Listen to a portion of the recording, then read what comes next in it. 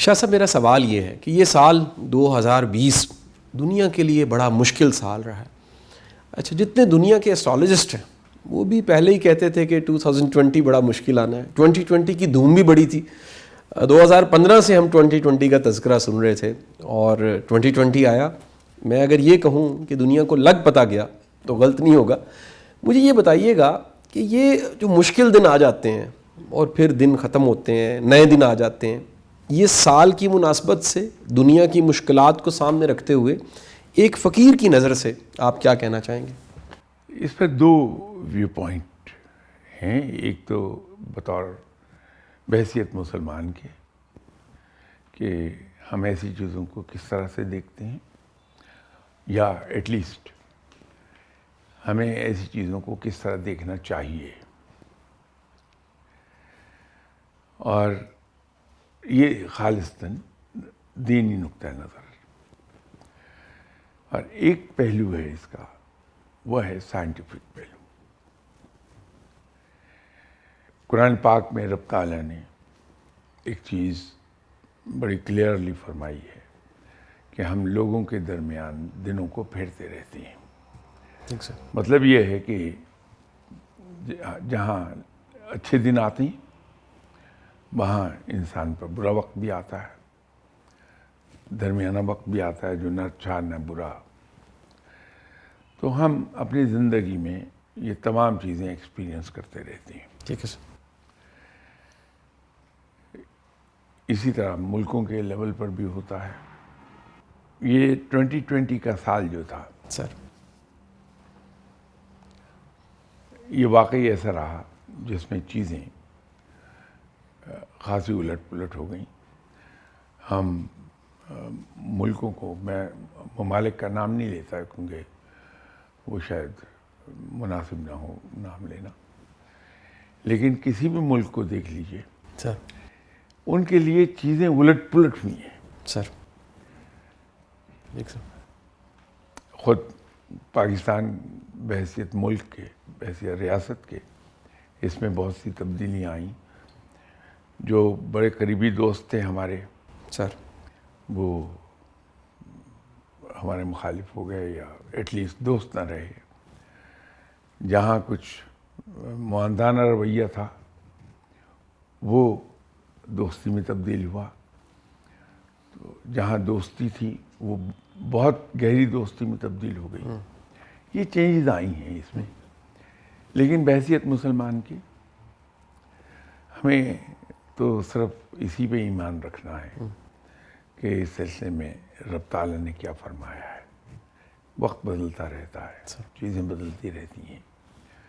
مسلمان صرف اور صرف ایک کام کرتا ہے کہ وہ پوری تندہی سے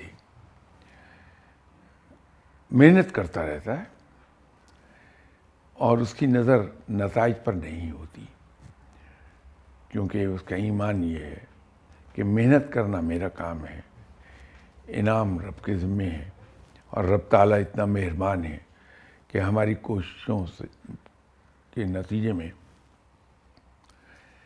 جو کچھ ہمیں ملنا چاہیے وہ کئی گنا بڑھا کر عطا فرما دیتا ہے. ایسا مہربان ہے. اللہ سے بہتری کی امید رکھنی چاہیے سر, کہ اچھا وقت پھیرا جائے گا. صحیح. یہ تو ایک پہلو تھا. ٹھیک ہے سر. دوسرا پہلو اس کا جو آپ نے ایسٹرولوجرز کا حوالہ دیا, ایسٹرالوجی کو آپ بطور علم کے دیکھیے, کیونکہ بحیثیت مسلمان کے ٹھیک ہے سر, ہم اس پر یقین نہیں رکھ سکتے, نہ رکھنا چاہیے ہمیں. ٹھیک ہے سر. لیکن بحیثیت علم کے اس کو دیکھ سکتے ہیں سر. تو ایسٹرالوجرز یہی فرماتے ہیں کہ وہ پلینٹس کے نام بھی شاید میں نہیں جانتا پورے سر, کہ یہ فلاں پلینٹ اس زوڈک سائن سے نکل کر دوسرے زوڈک سائن میں داخل ہو گیا, سر, تو یہ انسان کی زندگی میں تبدیلیاں آ ٹھیک ہے گئیں. سر.